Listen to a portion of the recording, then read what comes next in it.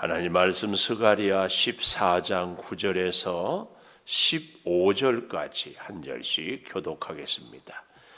여호와께서 천하의 왕이 되시리니 그날에는 여호와께서 홀로 한 분이실 것이요 그의 이름이 홀로 하나이실 것이라. 온 땅이 아라바같이 되되 에바에서 예루살렘 남쪽 인문까지 이를 것이며 예루살렘이 높이 들려 그 본처에 있으리니 베냐민 문에서부터 천문 자리와 성 모퉁이 문까지 또 하나넬 망대에서부터 왕의 포도주 짜는 곳까지라.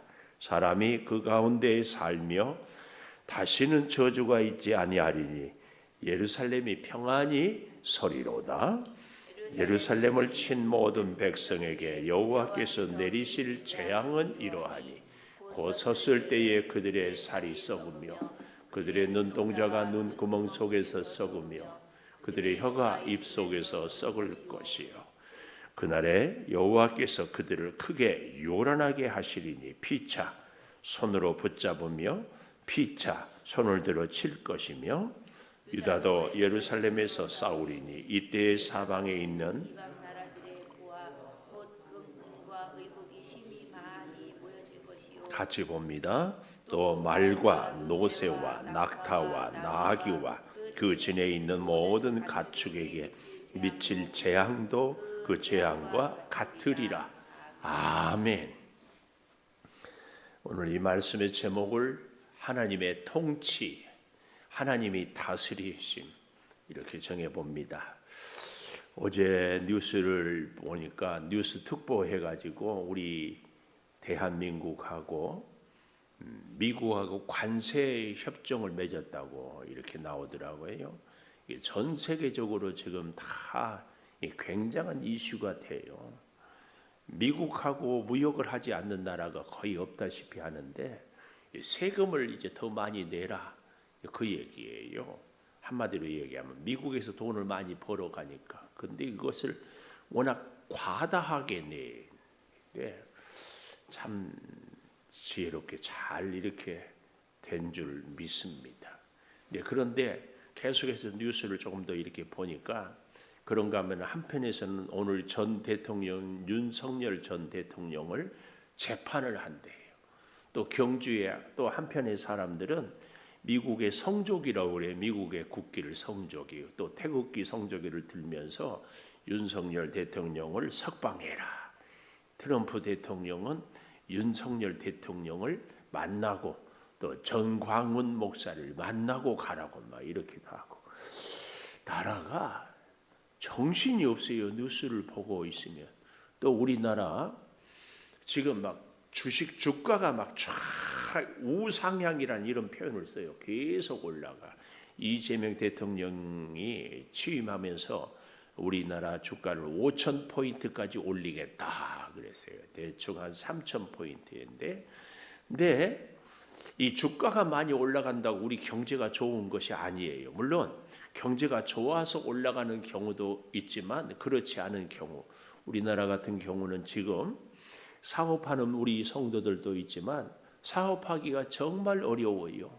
그래서 부동산이나 이런 데 보면은 이제 더 이상 회사를 경영하기 어려워서 그냥 매물로 내놓는 이런 회사들이 참 많아요. 그러다 보니까 또 직장도 많이 없어서 특별히 이 노동하는 노동자 입장에서는 일거리가 없는 거예요. 그래서 지금 우리 대한민국 경제를 X자 영어로 이렇게 X 이런 이제 경제라고 얘기해요. 왜냐하면 이게 뭐냐면은 주가는 점점 올라가는데 우리 경제는 점점 밑으로 바닥을 치는 대로 내려가요. 그래서 회사들은 다 어렵고 사람들은 직장이 없고 그래서 정말 힘들게 돼요. 거기다가 물론 우리나라뿐만 아니라 전 세계 뭐 미국도 그렇고 일본도 그렇고 영국도 다 지금 이 경기 부양책이라고 해가지고 돈을 자꾸 풀어요. 그러니까 이 화폐 가치가 떨어져요. 그러면 점점 물가는 올라가는 거죠. 우리 쉽게 얘기하면 짜장면 한 그릇에 뭐 5,000원, 6,000원 했던 게 요즘에는 뭐 7, 8,000원 뭐 그 이상 아니면은 이렇게 다 다 물가가 올라가는 이런 문제. 그 베네수엘라 같은 데에는 대표적으로 뭘 좀 살려면은 이 돈을 뭐 수레에다 싣고 갔어요. 이런 일들이 생길까봐 걱정이 돼요. 그런데 이 주가가 왜 이렇게 오른가 하면은 우리 이재명 대통령이 들어오면서 상법 개정이란 말 혹시 들어보셨어요? 이게 그동안에는 우리 기업들이 이 회사, 자기 회사의 사장이나 회장이라 하죠. 이분들이 자기 회사를 다 주식을 갖고 있지 않아도 이번에는 이 일을 해야 되겠다. 이번에는 인원을 이렇게 뽑아야 되겠다. 결정하고 했는데 지금은요.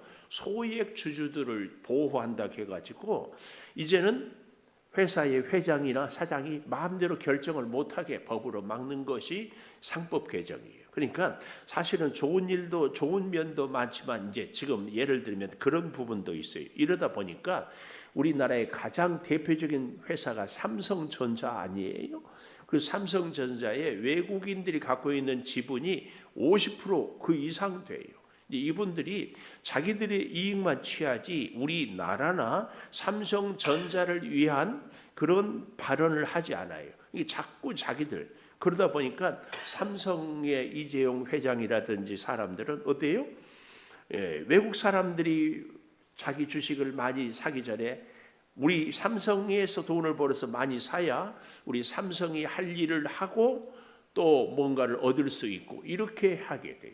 그러니까 자꾸 외국 사람들은 우리나라의 좋은 기업들을 자기들이 쥐락펴락 하고 싶어서 사고, 왜냐하면 싸니까. 우리 기업들은 우리 회사를 지키기 위해서 사고, 그러니까 주식이 자꾸 올라. 거기다가 우리가 흔히 국민들은 개미란 표현을 써요. 이 개미들도 주가가 올라가니까 덩달아 사요. 근데 경제는 어려운데 주식은 올라가요. 이게 참 우리나라의 지금 아픈 현실입니다. 그러니까 정치도 혼란스럽지요. 우리 젊은이들은 지금 우리 캄보디아 뭐 그런 사건도 있었지만 젊은이들은 일할 직장 또 일할 수 있는 거 뭐 심지어 뭐 어려운 일들은 잘 하지 않지요. 그러니까 건설 현장이나 이런 데 가보면 우리 백석에도 이 농사하는 데 가보면 다 외국인들이잖아요. 그러니까 그런데 우리나라의 청년들은 일자리가 없다고 그러고 얘들은 점점 낫지 않고 굉장히 어려운 시대로 점점 가고 있어요. 이렇게 생각하면은 앞으로 어떻게 될까 걱정 때문에 눈앞이 캄캄합니다. 이 나라를 어찌 해야 될지 걱정이 돼요. 근데 이럴 때에 오늘 저와 여러분이 정말 기억해야 될 것이 오늘 제목입니다. 여호와의 통치, 하나님이 다스려요. 이것은 나라, 세계만 하나님이 다스리는 것이 아니라 우리 한 사람 한 사람도 하나님이 다스려 주셔야 됩니다. 오늘 하루를 살아갈 때 우리가 만나는 사람들이 있잖아요. 어디를 가잖아요. 무슨 일을 하잖아요. 뭔가 생각을 하고 계획을 하고 이런 거 하잖아요. 이런 모든 일들 가운데 하나님의 통치가 꼭 있어야 합니다. 전에 제가 주보에다가 하나님은 3등입니다. 이런 시를 쓴 적이 있어요. 제가 쓴 것이 아니라 이렇게 올린 적이 있어요. 언제나 나는 1등입니다. 내가 1등이에요. 무슨 일이 있거나 뭔가를 계획을 세우거나 할 때 내 계산, 내 방법, 내 생각을 잡고 그러다가 안 되면 내 가까운 사람들을 찾아요. 그쪽에 잘 아는 사람들에게 자문을 구해요. 그런데 나도 해결이 안 되고 내 가까운 사람도 도움이 되지 않고 그럴 때야 하나님께 기도하는 우리의 믿음 생활. 그래서 하나님은 언제나 3등입니다. 이런 글이 네요. 오늘 우리의 삶에 있어서요. 하루의 첫 시간 하나님, 무슨 일을 하기 전에 계획을 세우기 전에 하나님, 누구를 만나기 전에 먼저 하나님. 이게 스가랴서의 14장에 어제 아침에도 나왔던 얘기 아닙니까? 어제 했던 얘기가 우리가 뭐예요? 14장 2절에 이방 나라들을 모아 예루살렘과 싸우게 했지만 3절에 이방 나라들을 쳐서 전쟁의 날에 싸운 것 같이 하시겠다. 결국은 하나님이 필요하면 이방도 사용하지만 그러나 하나님의 뜻을 이루는데 그 이방을 또 하나님이 징계, 심판해 버리는 이런 모습, 이런 모든 것들이 다 하나님의 통치. 그래서요, 어제 보았던 2절 보십시오. 이방 나라들을 모아서 예루살렘과 싸우게 해서 그 성읍이 함락이 되고 가옥이 약탈이 되고 부녀가 욕을 당하고 성읍 백성이 절반이나 사로잡혀 가는 이런 비극적인 상황. 그렇지만 그런 상황도 결국은 하나님께서 통치하면 승리하고 회복과 안식을 주신다 하는 것이 오늘 9절에서 15절까지의 내용입니다. 그래서요, 오늘 여호와의 통치로 첫 번째로 9절에 보니까 여호와께서 천하의 왕이 되시리니 그날에는 여호와께서 홀로 한 분이실 것이요. 여호와의 통치, 첫째, 온 천하의 왕 되신 하나님, 왕 중의 왕이라고 해야 될까요? 그래서 제가 오늘 서론에 나라 정치, 경제 여러 가지 것들이 복잡하고 도대체 어떻게 하나 이런 걱정이 있잖아요. 그러나 하나님이 통치하면 하나님께서 다 하나씩 그래서 우리는, 특히 예수 믿는 우리는 정말 나라를 위하여서 간절히 기도해야 됩니다. 나라뿐만 아니라 우리 자신의, 우리의 일상을 위해서도 간절히 기도해야 됩니다. 심지어 그런 생각도 해봤어요. 식사를 앞두고 우리가 감사기도 하잖아요. 감사기도하고 먹어야 당연하겠지만 가끔은 이런 기도도 해봐야 되는 것 아닌가. 하나님, 제가 이 음식을 먹어야 될까요? 말아야 될까요? 하나님께 여쭙고 먹어야 되는 거 아닌가. 배부를 때 하나님 안 먹을래요? 그게 아니라 배가 고파도 그래서 감사도 하지만 감사 이전에 먼저 하나님의 뜻을 구하는 기도. 예를 들면 제가 일상을 얘기했잖아요. 먹는 거. 우리의 모든 범사에 하나님의 뜻을 구하는. 그래서 온 천하의 왕 되신 하나님, 내 일생과 내 인생을 친히 다스리시는 하나님을 인정하는 것, 언제든지 하나님의 뜻을 구하는 거지요. 세상은 물질 만능주의, 세상은 자기 중심주의, 그러나 성경은 신명기 6장의 세마, 너희는 내 말을 들으라. 언제든지 무엇을 하든지 들어야 돼. 오늘 여기 9절에 온 천하의 왕 되신 하나님, 여호와께서 천하의 왕이 되시리니 그날에 여호와께서 홀로 한 분, 그의 이름이 홀로 하나이실 것이다. 오직 한 분 하나님만이 진정한 왕이시다. 그 말. 두 번째로 여호와의 통치는 첫 번째 온 천하의 왕 되신 하나님이라면, 두 번째 그 하나님은 회복과 안식을 주셔요. 그러니까 이방을 예루살렘에 불러서 다 빼앗기고 다 상하게 하고 했지만 다시 하나님이 이제 회복과 안식을 주셔요. 10절에 보십시오. 온 땅이 아라바 같이 되되, 이 아라바는 이스라엘의 갈릴리 남쪽에 있는 평평한 평야, 아카바만이라는 말들, 아라바, 이 평평한 평야. 그래서 물이 있고 곡식이 잘 되는 땅을 아라바. 온 땅이 아라바 같이 되되, 이 말은 뭐예요?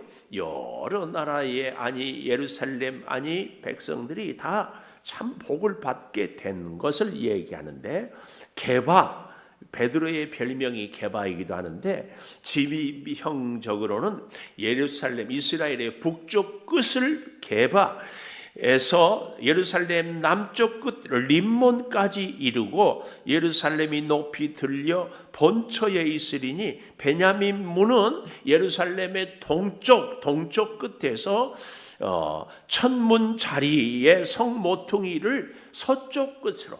그래서 어제도 말씀드렸잖아요. 동쪽은 하나님 앞에 있는, 그래서 성전문도 동쪽으로 향하여 있고, 한마디로 얘기하면 북쪽에서 남쪽 끝까지, 동쪽에서 서쪽 끝까지 다 아라바 같이 되게 해 주신다. 평야처럼 정말 기름진 옥토가 되게 해 주시는데, 이 모든 원인이 여기 10절에 잘 보면 예루살렘이 높이 들려 그 본처에 있으리니, 원래 있던 장소에 있어야 동서남북이 다 아라바 같은 땅이 된다.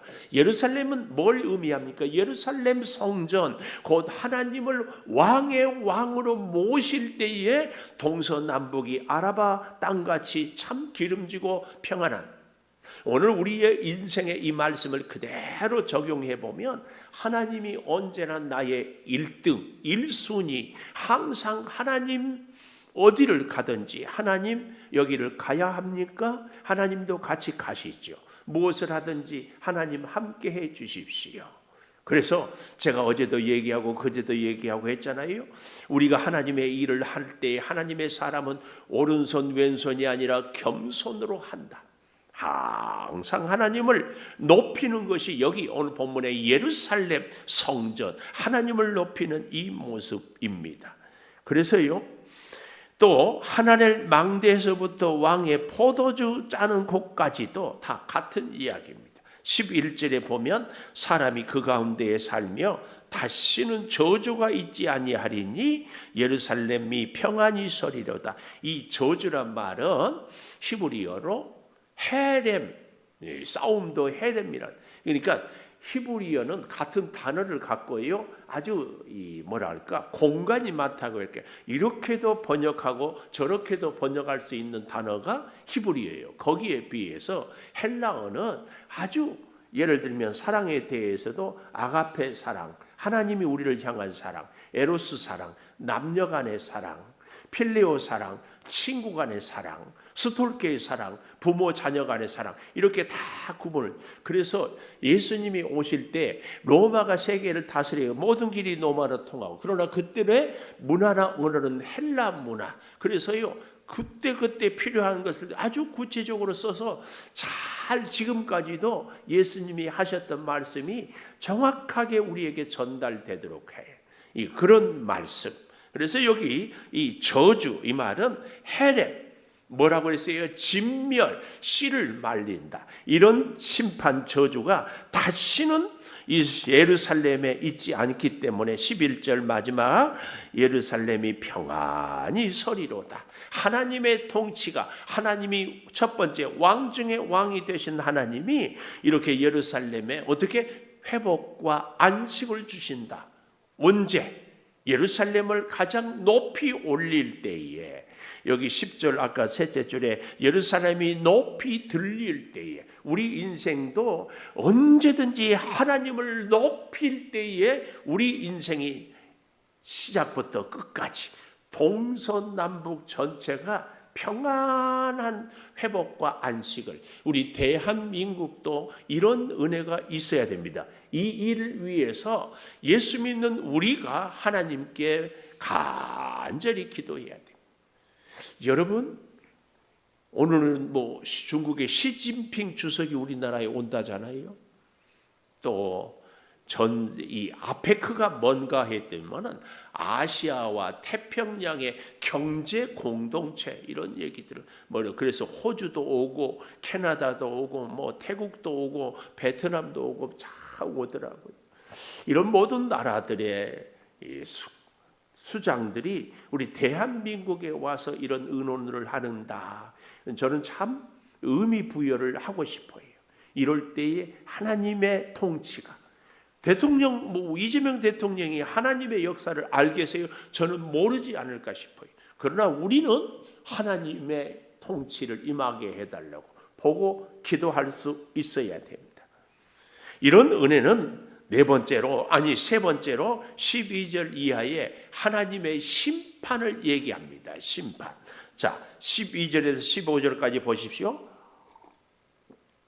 예루살렘을 친 모든 백성, 이방 민족들이죠. 우리가 1절, 2절에서 보았던 이방 민족들을 여호와께서 내리실 재앙은 이러하니 곧 섰을 때에 그들이 살이 썩으며, 비유적이죠. 그들의 눈동자가 눈구멍 속에서 썩으며, 무섭죠. 그들의 혀가 입 속에서 썩을 것이라. 요즘으로 굳이 이런 질병들을 얘기하자면 단순히 염증이 아니라 불치병 혹은 암 같은, 근데 이런 것들을 다 누가? 하나님이 이렇게 썩게 해버린다. 누구를? 원수를 진멸하기 위해서.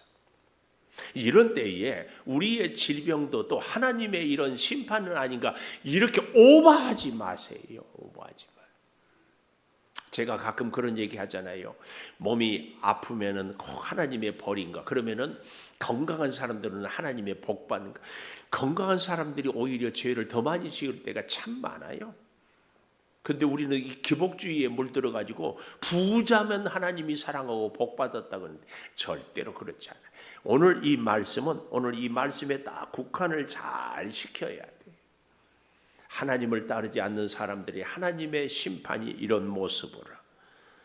그래서 우리는 이런 모습을 볼 때마다 하나님, 내 눈은 하나님의 은혜의 역사를 볼 수 있도록, 하나님, 내 입술은 생명을 살리는 말을 할 수 있도록 이렇게 기도를 해야 할 줄을 믿습니다. 자, 13절이요. 그날에 그랬어요. 아까 9절에도 그날, 사실 스가랴에서는 그날은 심판의 날인데요. 심판은 하나님의 백성들에게는 축복의 날이고 하나님을 믿지 않는 백성들에게는 징노의 날입니다. 이거 13절, 그날에 여호와께서 그들을 크게 요란하게 하시리니 피차 손으로 붙잡으며 피차 손을 들어 칠 것이며. 이게 뭐예요? 하나님이 원수 갚는 것을 내게 맡기라고 그랬잖아요. 어제 이 얘기가 오늘도 같이 돼요. 이방이 이방을 치도록 두는 거예요. 여기 오늘도 그 얘기예요. 그들이 서로 싸우게. 이게 하나님이 진노하시고 하나님이 마귀를, 사탄을 징벌하는 방법이 여기에 있어요. 우리는 절대로 그들에 대해서 같이 대적하고 싸우지 않아요. 하나님의 역사는 원수들로 서로 내분이 일어나게 하는 겁니다. 14절에 보니까 유다도 예루살렘에서 싸우는데 이 싸움을 잘 보십시오.